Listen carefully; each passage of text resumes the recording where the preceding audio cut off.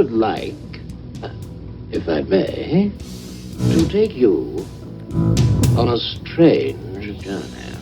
Hello, everyone, and welcome to another edition of Real Estate Realities with the Rebel Broker. My name's Robert Whitelaw, and I am the Rebel Broker. Licensed real estate broker in the state of California, member of the National Association of Realtors. But please, don't hold that against me.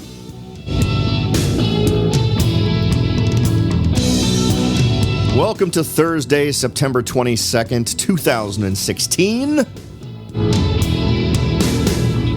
Hope the week's going well for y'all. If you don't have a pretty good handle on it by now, you may just want to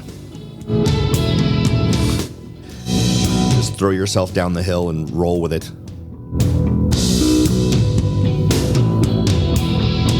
We've got an interesting one. We've got a great ground truth story to tell today. It's retrospective time for me on my rental property in Hawaii, so I've been doing some stuff, and I came out with such an awesome nugget that I'll absolutely be sharing it with you today. And frankly, I should be sending bills to everyone for this one because I think this is a great one. As always, the site is the best place to get in touch. I'm not going to do the W's. I had someone say not to do the W's. Head over to the website, therebelbroker.com. From there, you can click on Contact the Rebel Broker and send me any ideas, suggestions, observations, or questions that you might have. Next, you can then go up to that little red button at the top that says to take the survey to support the show. And in order for me to thank you for supporting the show by taking that, when you go and you participate in that, the first window you're going to come to is going to ask you for your email address. And then there'll be a button to move on to the actual survey. And the actual survey will also ask you for an email address. As long as the email addresses in those two places match, you will be entered to receive or be entered into the drawing to potentially receive a $50 Amazon gift card. I have noticed an uptick in the number of folks who've jumped in. So clearly bribery works. And we will be drawing for that award on October 1st. So stay tuned for that. And I believe we'll probably also end up doing it at least in November. So by entering once, you actually get two chances to win. I will commit to you right now that we will absolutely do a drawing on October 1st and another drawing on November 1st so that we can just get as many folks to go through that process for me as possible so I have good demographics on my audience. Because that's apparently a very important thing when someone is considering advertising options and those kinds of things. So next, if you want to join the Insiders group, and I'm toying with what to call it. We could just call it the Insiders group, the Rebel Insiders, I guess maybe. Absolute easiest way to do that is to text the word Rebel Broker to the number 44222. You'll be prompted to enter your email address if that all has gone well and just reply with the email address and you're in and it's all done. Easy peasy. So, and from there you'll get, and as you know, I've been talking a lot about different things I'm hoping to do with the show to move it forward, to offer you more, to give you more valuable tools and to deliver them in a much wider variety of ways. This is all part of that. And folks, there will be content that only those folks will get. So if you want to get in on that, again, this is something I don't sell. I don't sell your contact information to anyone else. This absolutely just stays between you and I, and you'll only get pestered by me. And you can ask if you could ask them. You can't because you don't know who they are. But if you could ask the people who've already signed up how often they get pestered, so far, I think it's been once. I think there was one email thanking them for joining the group. But it is something that I plan on growing on and building. And also, frankly, being the core group of folks that I potentially bounce new ideas off of and give you insights into things that are coming down the pike that other folks won't be aware of. So jump in, join in, and I would absolutely appreciate it. I think I'm going to lead with the sexy thing. I'm not supposed to, right? That's the big thing. I'm supposed to keep you tuned in until the end of the show. But I want to get into this one because this was a awesome realization. And I think really if I had just sat down and sort of had my little pondering moment about this absolutely makes sense. And it explains an awful lot of discrepancies that I have seen in terms of how folks make money on vacation rentals. You know, when you rent a house, as a long-term rental, that's a different kind of thing, right? You're entering into a long-term arrangement. And a lot of the things I'm about to talk about as it relates to vacation rentals, I think play less of a part. But for those of you who might be entertaining the idea of doing vacation rentals, I think this one little tidbit of information is going to profoundly skew what your bias might be in terms of how you want to handle that property.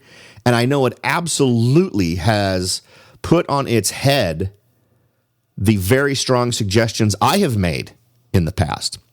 So let's jump in and sort of give you an idea of what got me here. So as I have shared previously, I have a vacation rental property on the island of Oahu in Hawaii. And it's about, I acquired it and started renting it in July of last year. So, I'm 1 year into it, and I've done a lot of different things. I did tons and tons of research on what I thought was the best way to market it and put it out there. Had a couple of abortive attempts that didn't pan out the way I wanted, which was I still have still has its own website at what is it? robertsrentals.us is the site for the rental. And I had that originally set up with a totally separate way to sign up for times to use it, to make reservations and to pay and all that stuff, thinking that I could get that website to get way more activity, and that way I'd be able to keep more money in my pocket. Ended up not being the case. I did manage to get some deals through that site, but the expense of maintaining the back-end tools that facilitated that site doing what it needed to do in terms of people providing payments and doing different things relating to taxes and all this other stuff, the volume just wasn't there. So I ended up discovering that the best way to go is with the people who have already solved all those problems and pay them for it. So in my case, it was VRBO, which is part of the HomeAway Corporation, I guess. But I just went to VRBO, signed up, did their pay a flat fee every year thing. And then, of course, there's they charge you transaction fees, right, for each time money actually changes hands. But they handle all the payment. They get the money, and then they credit the money to you. So you're not paying to be a merchant and maintain that stuff yourself. Trade ended up being totally worth it. So for those of you who are trying to answer these questions for yourselves, this is a discussion we actually had, I think, back in October or November of last year. Once I'd kind of figured that stuff out. But just to repeat it again for those of you who might be interested in doing vacation rentals. All right. So, and then as part of my research, I spent an awful lot of time peeking over the shoulders of other people who were renting units in the same building. I wanted to see what kind of vacancy rates are they seeing. And that's easy to do by going to, say, a place like VRBO, finding units that are in the same building, and then trying to see what reservations I could make, what times were available for me to rent units. And I wanted to get an idea of at what price point. If you hit a certain price point, do you suddenly see fewer reservations? A lot of interesting data that specifically applies to that building, which might not help everybody, but there's absolutely a demarcation line, right? There's the affordable group of ones, and then there's the luxury ones, which charge a whole lot more. And what's funny is those suckers are rented all the time. So once I've got enough capital to completely remodel the unit I have in Hawaii and turn it into a just amazing luxury unit, that's an option for me, and that's something. So long-term plans. I'm not even sure if you care about this. So I actually would love to at some point live over there for a year or two. So I was figuring I'd continue to rent it as it is now, and then 6 months before I'm going to move over there, not rent it anymore, gut the place, and have it completely redone for me to live in it for a couple of years. And then once I move out, put it back on the rental rolls, but have it be going for quite a bit more per night than it does now. The other units that have been decked out in just appointed in an amazing fashion are garnering $75 to $100 extra per night. So that's pretty substantial. And then there's a couple of units that are actually penthouse units that are multiple bedrooms, like 3-bedroom units. In fact, a family member of mine owns one of those. And those things rent for like $1,000 a night. It's ridiculous. It's crazy. And those ones are rented all the time. Anyway, so that's one thing. The general point to take from that, because obviously a lot of that's specific to the building I'm in, you need to figure out if that dynamic works in areas where you're looking. Is there a line in the sand where once you reach this level of appointments, this level of luxury in a unit, do you start to see this crazy increase in the amount of rent, not only the amount of rent they're asking for, but you need to ascertain the rent they're getting and how often it's rented, because you need to do that math to figure out if it's a net increase in your revenue per month, right? And you need to make sure that because remember, in your math, you now need to add in to your return on investment the money you've spent to remodel the place. So if it negatively affects your return on investment, don't do it, right? But if it positively affects it, fantastic. All right. And as part of my review process, I've been evaluating the best and worst things about the unit. So I'm going through and doing things like replacing the flooring and putting in new drapes. And these are all things that are happening right now. And in the process of doing that, did it take me a long time to get to this. In the process of doing this, I've been having conversations with folks who sort of live there and do things for me, whether we're talking about a plumber or a handyman or for instance, the lady who cleans the units after someone leaves. She mentioned in passing, so I almost wish I could claim that I asked a smart question to get to this amazing revelation. But she commented on how much she liked the fact that my unit was rented all the time because it represented a great opportunity for her. And so I asked, well, wait a minute. So are you saying that my unit, and I didn't realize this, she does this for tons of different folks in the same building. And she goes, oh yeah, your unit rents way more than everybody else's. You're full most of the time. And that's not the case with other folks. So we got into a conversation about that, and what I discovered was and this is really gonna annoy the hell out of me because it's creepy. The common denominator among the units that are not rented all the time is professional management. Let that sink in for a minute, because the next thing I'm going to tell you is how much professional management costs you in Hawaii. And it's a number that's going to blow you away. And I'll share that number with you in just a second. But hold on, we're going to take a quick break. We'll be right back. Are you ready to jump in and start your search for your first investment property? Maybe you've decided that it's time to own your own home. Or maybe you're ready to sell your home and move on to something new. No matter what your goal is, the Rebel Broker can help. That's right. Aside from hosting this show, I am also the owner-broker of Whitelaw & Sons Real Estate Services right here in Silicon Valley. With over 25 years experience serving Silicon Valley, Morgan Hill, San Martin, and Gilroy, I or one of my great agents can help you achieve your goals in real estate. So if you're ready to look into taking that next step towards achieving your real estate goals, point your browser at www.soldbyrobert.com. That's www.soldbyrobert.com and get in touch. Let me show you how I will earn your business and your respect. Again, that's www.soldbyrobert.com, or you can call me at 408-852-0525. California Bureau of Real Estate ID 00984-909. Welcome back, everyone. I'm sharing what I think is awesome info because it's absolutely ground truth type of stuff that I think is going to have a high probability of translating into anyone else who's doing vacation rentals. And it is literally the difference between success and failure, I think, for an awful lot of people who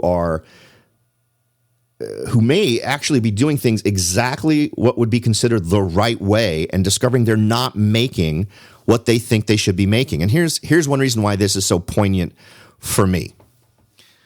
Now, my parents all used to live, my parents, my grandparents on both sides, everybody, my family lived in this building from the late 80s into the early 90s. And my mother had kept a unit, which she rented, and she allowed a local guy to be the property manager, and it just never rented. And she couldn't figure out why. I mean, she knew other units in the development were renting, but she had this professional management thing happening, but it wasn't getting her the results that she wanted. I am having the exact opposite experience. I am discovering that my unit in Hawaii is renting all the time. I usually am booked up 3 months ahead of time, at least. And I have some folks who have already made reservations for like times in way into 2017. So what makes the difference? What is the difference here? And the difference is professional management versus more hands-on self-management. And I'm going to suggest that, and this is an unorthodox way of approaching this, but I'm going to suggest that if you're someone who wants to be more hands-off like I do, right? I don't want to own the processes of the day-to-day. I'm fine with bigger stuff, but I don't want to be spending every day spending hours fussing with it, right? Now, in the state of Hawaii, let me share with you the number I promised to share, because before I got into this, I actually called almost every property management firm on the freaking island. And the very first one I called was one that came recommended actually from my family member who is an owner in the same building as me, and he has arguably the best or the second best unit in the building, and there are only 2 or 3 of them in the entire building. So this isn't one of those deals where each floor has one example of this kind of a unit on it. No, these units are 2 stories, they're 3 bedrooms, they're gigantic, and they have a crazy huge balconies that wrap all the way around, front, back, middle, everything. So he has that one professionally managed, and I casually called up, dropped his name, mentioned where my unit was. They wanted 50%. 50%. So for every dollar that the thing earned, they wanted 50 cents. For every $100, they wanted $50. I want to make sure you understand that number, because literally when she said that to me, I laughed. I said, yeah, what's the number? What's the real number? You're having me on, right? No, 50%. And I said, well, thank you very much. I'm going to hang up now, because there was no freaking way. I mean, would it have been positive cash flow for me?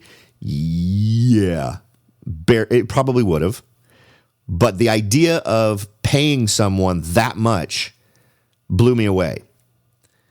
Here's the part that's creepy. And what I have discovered now is happening to a majority of the folks who own vacation rental properties in that area.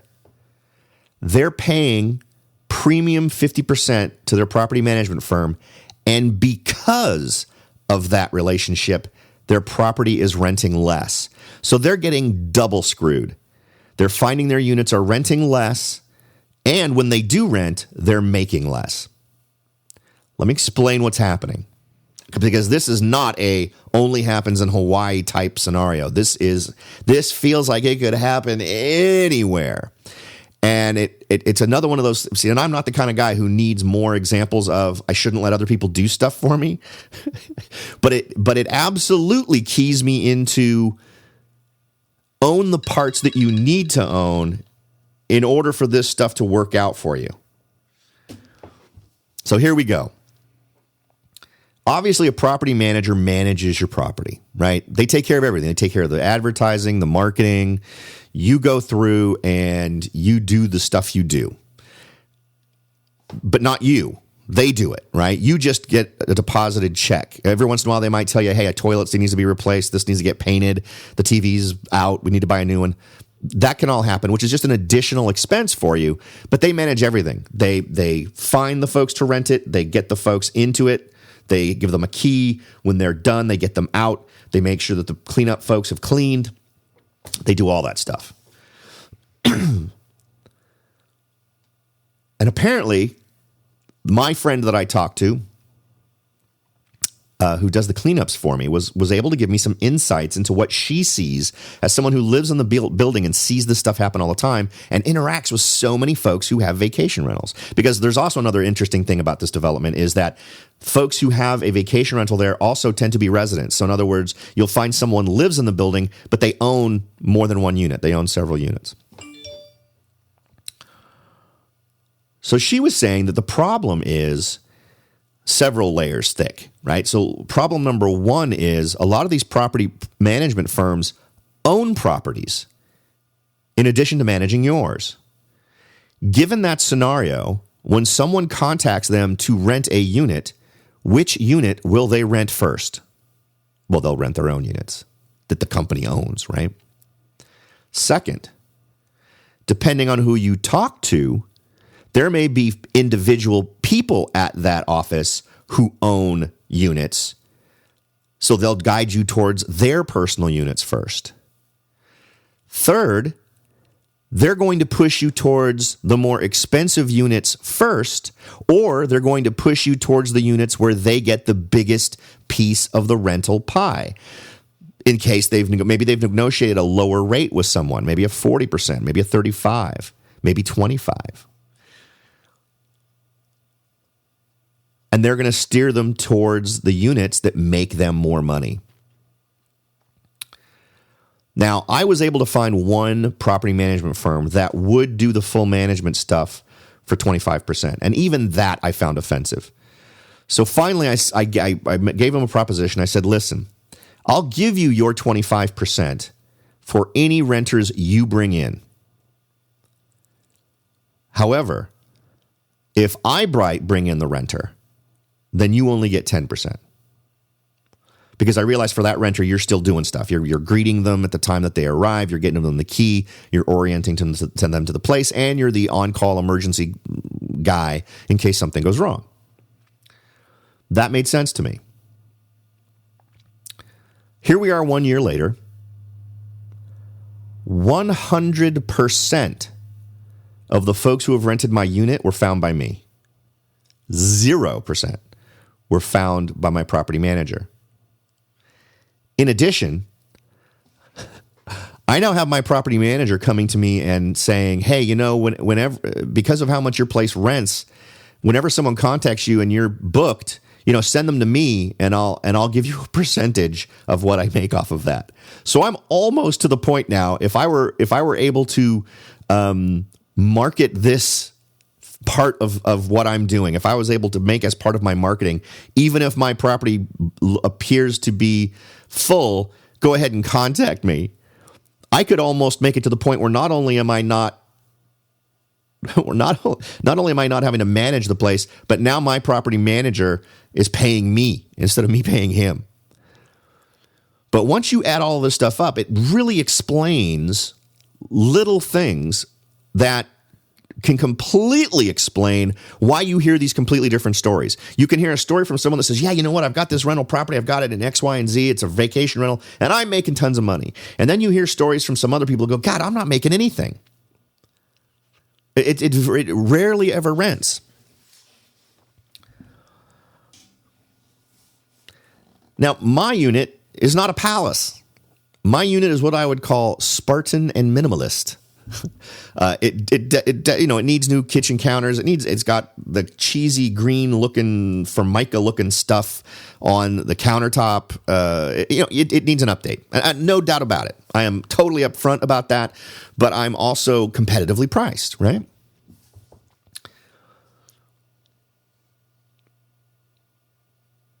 And I don't think I've done anything shockingly amazing.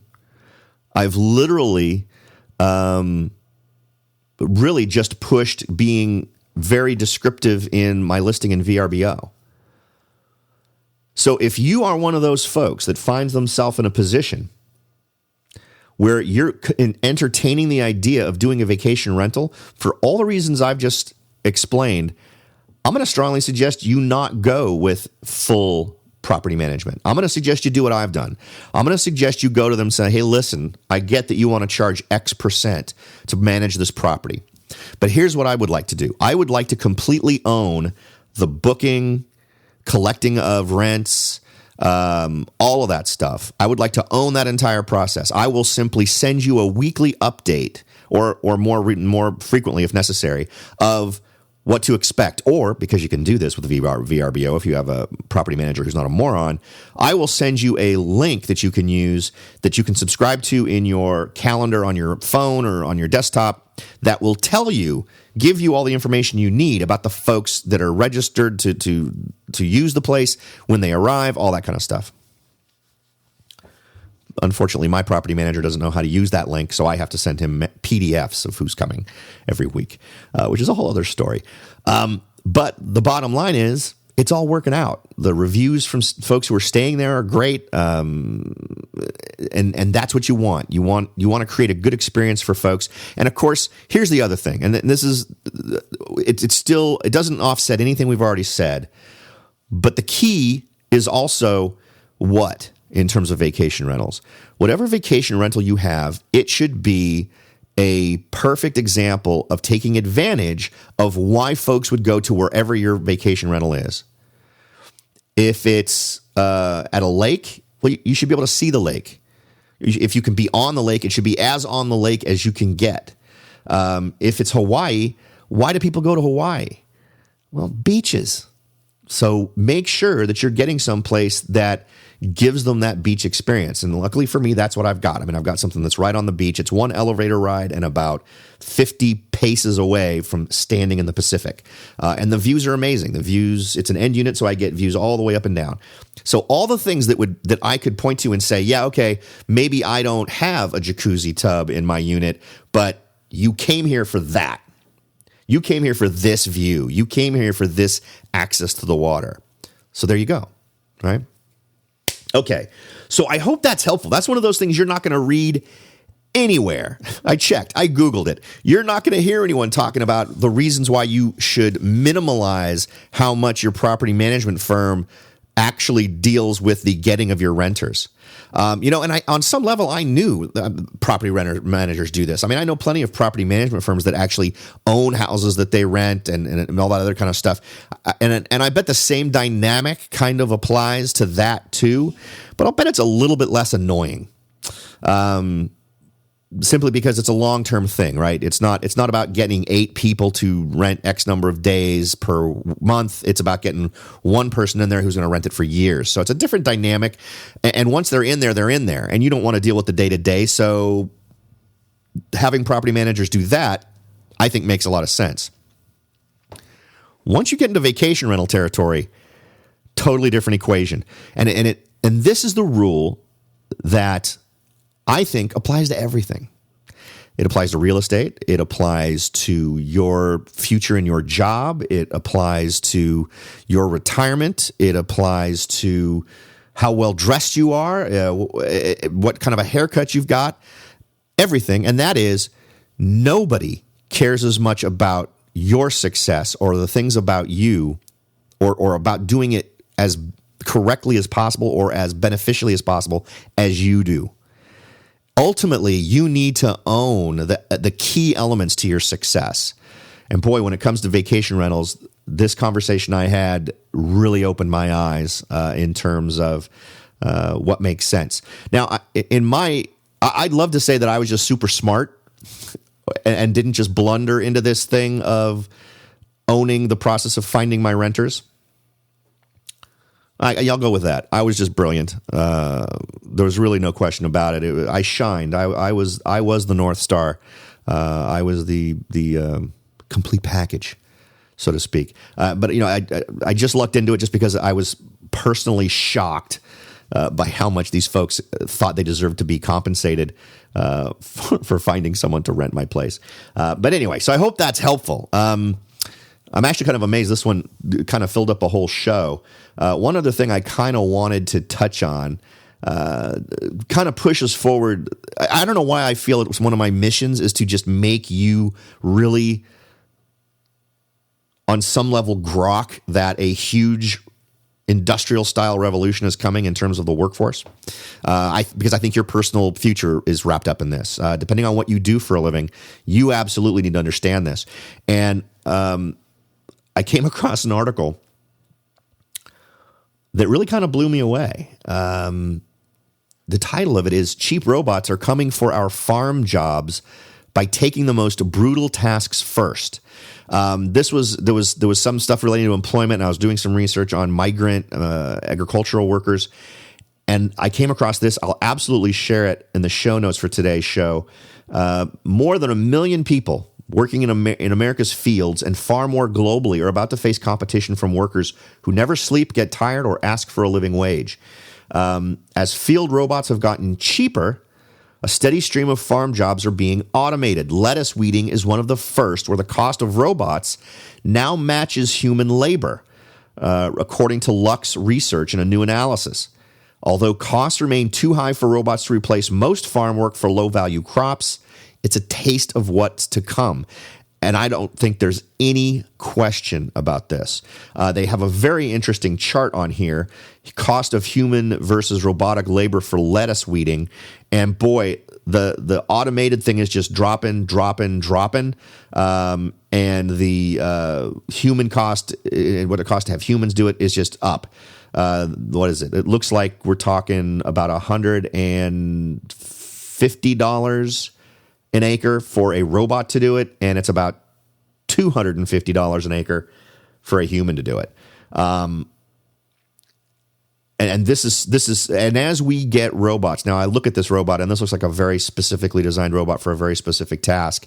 Robotics is simply becoming the thing, and my feeling is that what we will find is robots that have a much more dynamic configuration, meaning that in their physical configuration, they can do a lot more things, and it'll simply be the software that informs them on what they are harvesting and how to do it. And we've talked about this before because I think that applies to everything. It'll ultimately become a question of software. So keep that in mind. I mean, this is something where this stuff is going to get more and more common. It's going to hit us in the streets more and more. Everything ranging from our fast food restaurants to I wouldn't be surprised if we start to see coffee houses doing this kind of stuff, trucking, buses, all these things are going to get automated with non-humans involved. And I think the further we go, you need to really give serious thought to how much this potential change is going to affect your workplace. Are you someone whose primary tasks could be automated easily? So keep that all in mind. It's always good to be prepared for the future, and I'd much rather have you have 5 to 10 years warning rather than to suddenly get a little pink slip telling you that you've been replaced by the Acme robot. All right, folks. I really do appreciate you spending time with me. I realize how valuable your time is. I absolutely try to return the favor by giving you something of value in return for your time, and I hope I've done that again today. If you do feel that way, please head on over to iTunes or any other tool that you use to consume the show. Give us a review, some stars, spread a little love around. I'm absolutely in grow the show mode, and that's one of the ways it happens. I check into iTunes every now and then, and we haven't made the hot list of shows. I think they only show the top, I'm not even sure what it is, the top 100, I think. But I see some shows on there that I regularly was beating before. I'd love to get back up there. That's only going to happen with you guys. I don't get to magically push a button and make that happen. That's strictly through you guys out there giving some feedback on the show and participating and being engaged. So I thank you for those of you who take the time out to do that. Thanks again for listening. Oh, and another thing we're going to do, I usually don't announce what we're going to do on the next show because I like to kind of keep the door open if any amazing stories come along. But I'm going to go ahead and turn this Friday into Tinfoil Friday. We're going to go ahead and visit some of the just gloom and doom stories out there that some people might even categorize as just far enough over the hill that you need to wear your tinfoil hat. So make it ready. If you're listening in the car, maybe the roof of your car will be sufficient. But if not, just, line the dome with a double layer of tinfoil, and you should be fine. Thanks again for listening, everybody. I'll talk to you tomorrow.